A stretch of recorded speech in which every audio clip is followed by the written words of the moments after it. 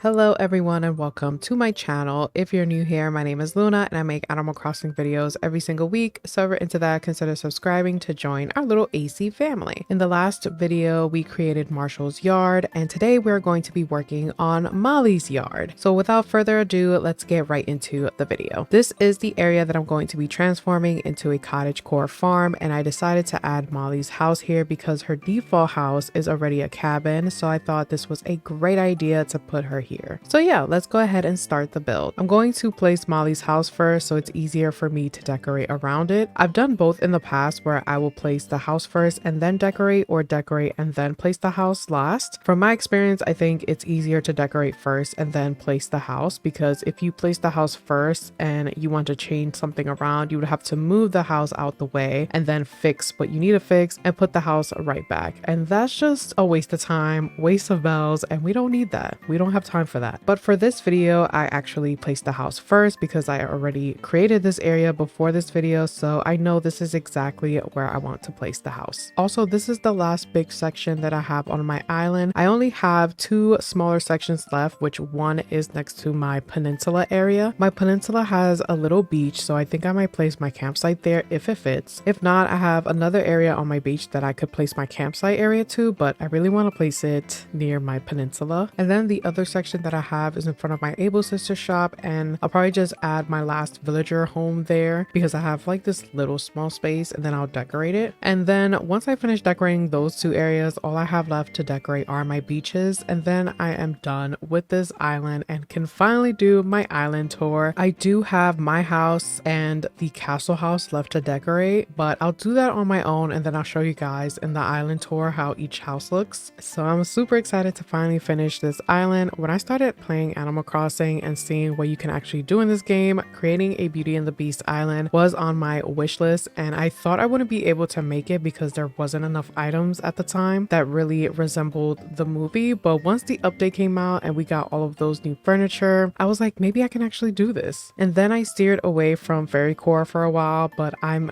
ready to go right back to Fairycore because I want to do it. But this time I'm going to create a tropical Fairycore mermaid island. I talked about it before, but this time I'm going to create a tropical Fairycore mermaid island. I was inspired by many things. I actually went to Puerto Rico for my birthday and I was just inspired by all of the palm trees everywhere. And then The Little Mermaid came out in September, and I just remembered how much I love The Little Mermaid, and I was like, I need to go back to Fairycore. But I also wanted to do some mermaid stuff, and I love the pinks and purples and blue colors. So all of that combined, I was like, I'm going to make a tropical Fairycore mermaid island. So that is the main reason why I've been finishing up my island super fast, because I want to start the new island already. So I hope you guys stay tuned for that. The new island tour should be coming out next month, probably the first week or two of November. So remember to have your post notifications on so you don't miss out on the island tour. But yeah, back to the build. This is actually in front of the spooky forest and behind my house. My idea was to take the scene where Maurice leaves Belle to go try to sell his invention, but then he got lost. If you remember or go back to the movie, Belle and Maurice's house is surrounded by a bunch of land, and it looks like this huge cottagecore farm. My idea was to expand my house yard and create a farm behind my house, and then have this path leading to the spooky forest. I really wanted to create a farm because I had so many vegetables, and I also wanted a space to place all of my fruit trees, so I thought it would be perfect to create a farm. Originally, I wasn't going to have a villager home here, but I was creating the farm, and then I realized that I ran out of space in my town and I can only add one house in my little town. So I decided to move things around here and see if I can place a house, and it worked. I think for my beaches, I might split it up into different themes. So the beach that's near my house, I'm going to create more of like a cottagecore beach with some town people maybe washing their clothes or trying to sell some stuff. And then the beach that's next to the Beast Castle, I'm going to make it more like an elegant style. And then the beach that's near my little town, I'm going to make it more of like this towny feel. I usually just have one theme going on with all of my beaches, but I wanted to change it up a bit. For the next couple of videos, I might just combine all of my small spaces and put them in two separate videos. That way, after I finished that, all I have to do is my island tour. I just remembered, I have to tell you guys this story that happened to me a long time ago. I was building one day, so Maple asked me to deliver for a package to Raymond, and Maple gave him some outfit. I don't remember, but Raymond doesn't give anything back to Maple. None of the villagers really do when they receive a gift from another villager. They just say thank you to me, and that's about it. So I felt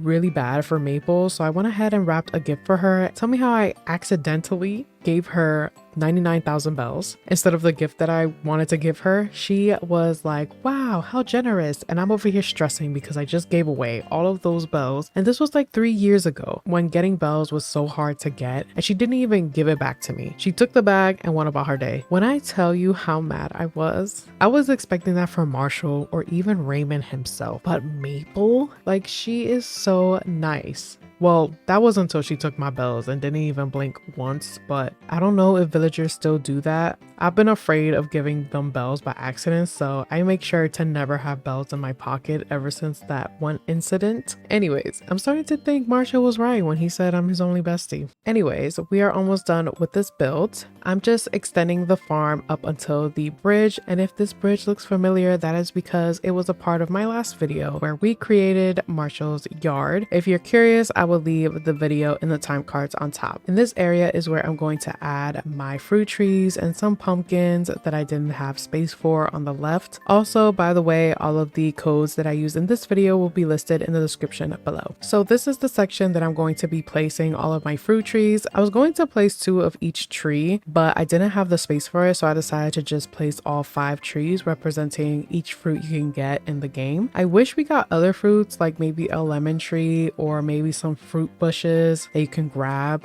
I love the trees, but I want to have other options. I'm going to go back and add Maurice and Philippe here. Then I added a ladder because I thought it looked cute as if someone's climbing up the tree. And we're done with the build. This is how the front of Molly's yard looks. Super obsessed with how everything looks. Definitely looks like a whole farm. Like Molly works overtime to sell all of those veggies. And this is how the entrance looks when you go up the staircase. There's some different options that you can go through, but just be careful because you might end up like Maurice, getting lost.